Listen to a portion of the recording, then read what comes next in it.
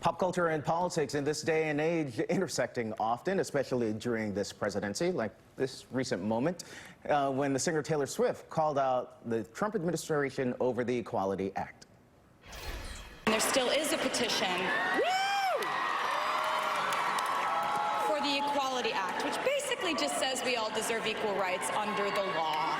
It now has 500,000 signatures, which is 5 times the amount that it would need to warrant a response from the White House.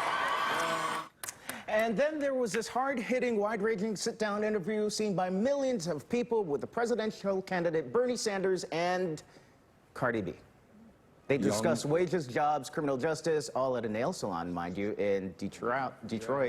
You know, because 2019. And on Tuesday, expects a Texas-style showdown between Senator Ted Cruz and actress Alyssa Milano. The two will meet in person and debate gun reform after sparring on Twitter over the issue in the wake of Odessa and El Paso. And joining me now is Danielle Moodie-Mills, the host of Woke AF, and Lola Ogunike, the host of Entertainment Weekly, The Show. Lola O and Danielle M square. So we get, so they're going to have this debate on Tuesday or later this week with Ted Cruz and Alyssa Milano. They have, of course, been foes, but it's kind of interesting that they'll be there talking. You get a sense that at least we're getting ahead and having this conversation, and maybe it might have some progress. I mean, sure.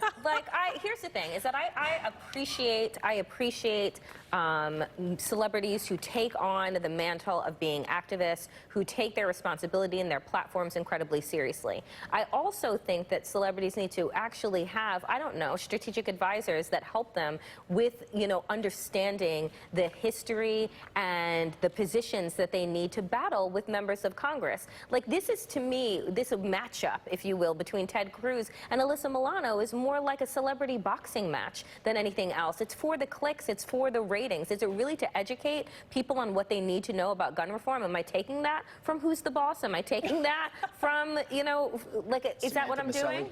Yeah. Samantha Maselli. From Who's the Boss? But to be fair, yes, this is for publicity, but it could be an opportunity for people to actually hear the issues. People who have been way too busy to even dial into what's happening may look at Samantha Maselli, Miss Alyssa Milano, who actually has been quite instrumental in the Me Too movement, may stop and actually listen to what she has to say about gun reform, about the Me Too movement, about the state of politics in 2019. And of course, you're seeing Deborah Messing as well, who was caught in the crosshairs in the last couple of weeks with President Trump. And once again, a celebrity going out there and getting in this back and forth. And Candace and Danielle, make no mistake about it, the only thing that the president loves more than money is celebrity. And these celebrities do get under his skin. I never thought we would be living in an era where Kim Kardashian would be one of the most influential voices in the prison reform movement. But she is, and that's because our president, who comes from the world of reality television,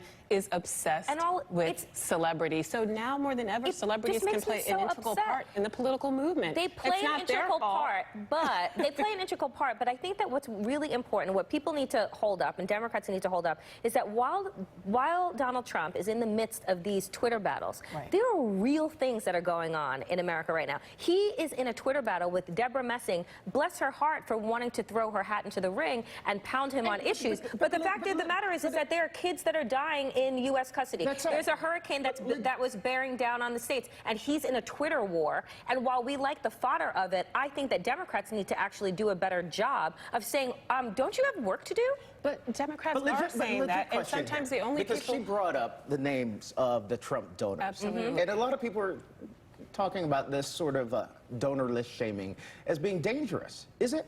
Really quickly. Well, why is it dangerous? It's all public record anyway. So you cannot support someone and then say, I don't want you to know about it when it's all public record. When it's public record. They know what they're giving to, and they know why. So why shouldn't we know who's giving Donald Trump money? I don't get that. And again, the only way that we know this information sometimes it's because we're not combing through the court records, but someone is helping these celebrities disseminate this information. So I'm all for celebrities using their platforms as long as those platforms are informed by people who are doing the actual work on the ground. And last word to you, because the NFL kicks off today. in Yeah. its regular season. Jay-Z and the NFL continue to dig deeper hole. Many people are outraged over the fact that they founded a group who cut off black youth's dreadlocks to give Yeah. them a better life. So, Not these and you beauties. know how much, like, anybody who follows me knows how much I love Jay-Z and knows how much I love Yeah. the Carters. This is problematic. That image of that older white lady with glee cutting off the hair of a black boy and saying that she's doing it so that he can have a better life. I, with my dreadlocks, went to the White House on multiple occasions to shake hands with President Obama. There is nothing wrong with that look. And there's that image right there. I'm trying to figure out what's at hand with the Carters there. I don't know. We need to investigate more. We'll leave it there. I love your locks. I love your locks your too. curls. Thanks, guys. Thank you. All right, Daniel Moodie-Mills and Lola O. We'll see you guys in the next hour. Up next, though, a secret summit with the Taliban called off on Twitter. So what was behind the plan to bring the Afghan insurgents to the United States just days before 9/11? Plus, rescue and recovery, thousands are unaccounted for in the Bahamas and international community rushing to aid.